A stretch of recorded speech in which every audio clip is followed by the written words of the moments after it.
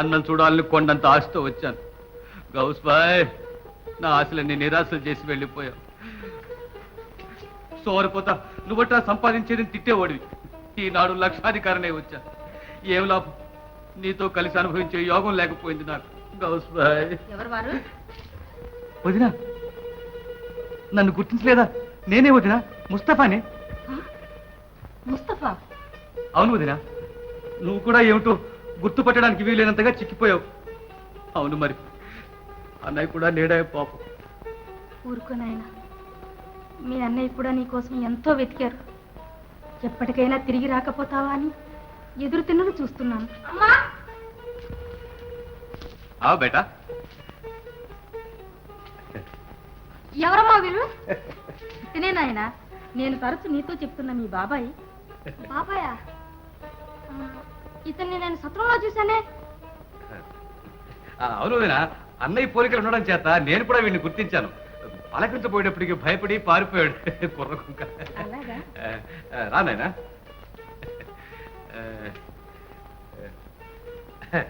గొప్ప జాతకుడు. ఏమిటో ఇంకా ఆగతాయితనంగానే తిరుగుతున్నాడు. చదివిద్దామా అంటే చేతిలో చిల్లిగవ్వలేదు.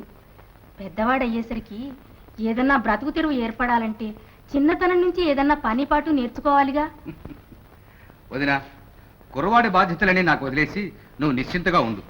నేను రేపే వ్యాపార విషయం మీద విదేశాలకు వెళ్తున్నాను. అల్లావుద్దీన్ కూడా వెంట పెట్టుకు వెళ్తాను. లోక జ్ఞానంతో పాటు వ్యాపార మర్మాలు కూడా నేర్చుకుంటాడు. ముస్తఫా, వాడి బాధ్యతలన్నీ నీవే.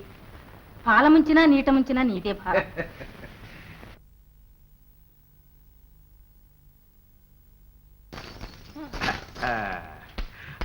ఇందా వదినా, ఇంటి ఖర్చుకుంటుంది. 1000 మొహరీలు ఉంటాయిలే. 1000 మొహరీలే? మేము తిరిగి వచ్చేదాకా ఆ కాస్తన నీ చేతిలో ఉండకపోతే ఎట్లా? అందులోను తల్లి తర్వాత తల్లింతర దానివి. నీకు ఈ మాత్రం సహాయం చేయలేకపోతే నేను ఉండే లాభం వదినా. ఎంత మంచి మనసునైనా నీది.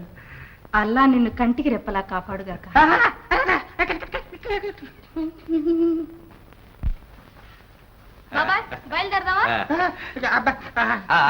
అమ్మతో కూడా చెప్పిరా. బేటా, అమ్మా, బాబాయ్ నంటి పెట్టుకుని ఈచిన గీత దాటకుండా నడుచుకున్నాయనా. అలాగే అమ్మా, వెళ్ళిరానా? మరి వస్తాం వదినా. ఖుదాఫీజ్.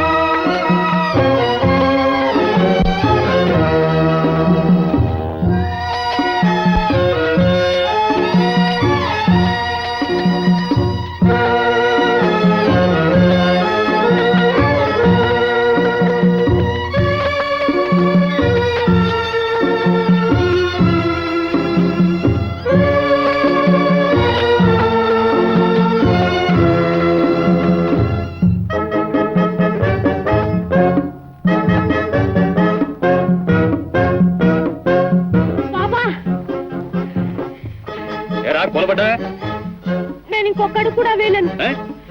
నా కాళ్ళు లాక్కుపోతున్నాయి. నాకు చాలా భయం వేస్తుంది. నన్ను మా ఇంటికి తీసుకెళ్ళు. ఇంటిగా? హాయిగా ఇంటి పట్ల మస్తుగా తిని మీ అమ్మని చెవులు పట్టి వాడిద్దాం అనుకుంటున్నావా? సోమరిపోతా.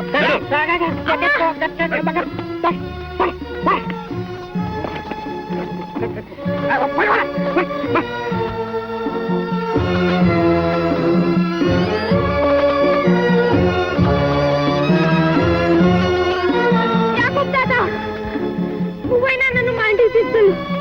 వీడు మా బాబాయ్ కాడు, ఎవడో మంత్రగాడు.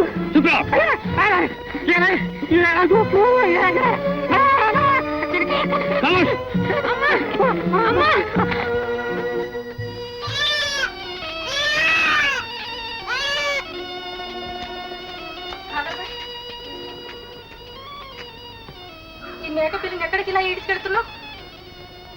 ఏమిటమ్మా ఈ మాత్రం తెలీదు? కసాయి వాళ్ళు మేకని ఎక్కడ తీసుకెళ్తారు? చంపడానికా? వద్దు భాయ్, దీని ఖరీదు నేను ఇచ్చేస్తాను. దీన్ని నాకు అమ్మేసి. నా అంతటి మీ అమ్మ చూపితే దాని ఖరీదు 1 మొహరి, కానీ అమ్మమ్మని మీరు అడిగితే దీని ఖరీదు 2 మొహరి. ఇదిగో 4 మొహరీలు. ఒక ప్రాణాన్ని నేను కాపాడితే అల్లా నా బిడ్డ ప్రాణాలను తప్పకుండా కాపాడతాడు.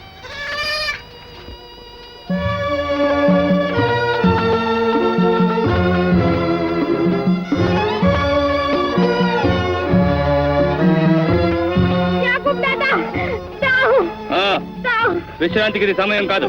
లే వేగం.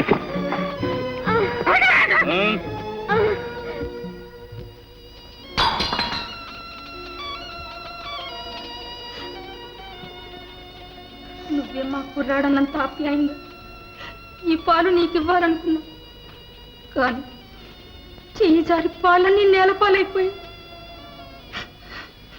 ఎందుకో నా మనసంతా చాలా కలవరపడుతుంది. బేటా అల్లాది, బేటా అల్లాది. అదేమిటమ్మా, కంగారులో చేయి జారిపోయింది అనుకో, ఆ మాత్రానికి అంత కలవరపడ్డం ఎందుకు? అసలే కొడుకు కోసం బెంగ పెట్టుకుని ఆ తల్లి కుమిలిపోతుంటే నువ్వెక్కడ దాపరించావు రావడ ప్రాణానికి? అలా మనసు చెదరగొట్టేస్తావెందుకురా? ఇంకా పోవే.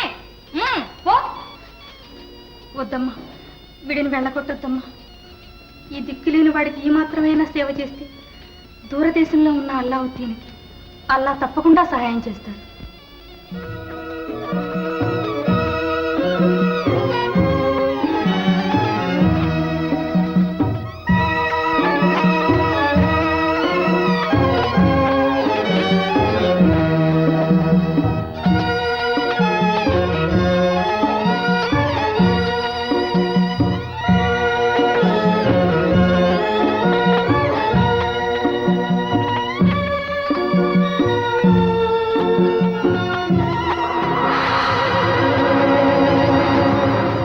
दरवाजा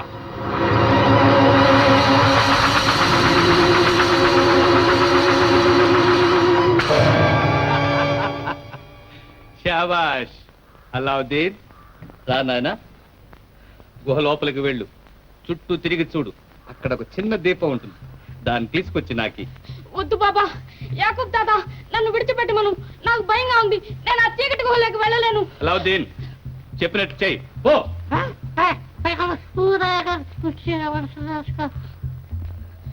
బాబా వద్దు బాబా, చూస్తూ ఉంటే నాకు గుండె బద్దలైపోతుంది. నేను ఆ చీకటి గుహలోకి వెళ్ళడం ఎలాగ బాబా?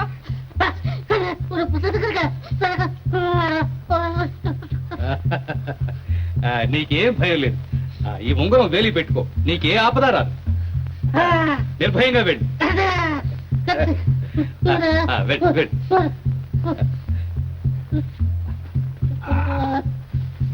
వెళ్ళు వెళ్ళు.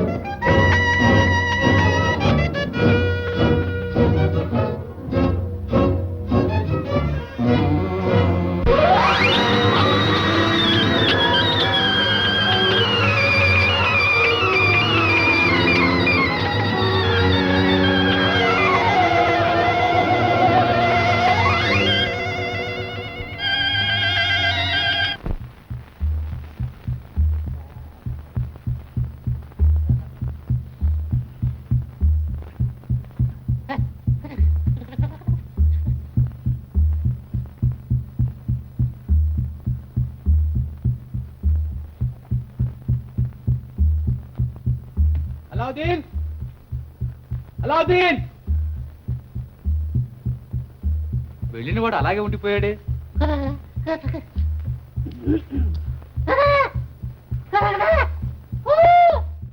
ఈ విధంగానన్నా బాగుపడతాడని ఆ ముస్తఫాతో పంపించే, కానీ ఈ అపశకునాలన్నీ చూస్తుంటే అబ్బాయి ప్రాణాలతో తిరిగి వస్తాడన్న ఆశ లేదు. కుర్రాడి కోసమే ఇంతకాలం బ్రతికున్నాడు, ఆఖరికి వాడిని కూడా చేతుల మృత్యుదేవతకు అప్పగించేశారు.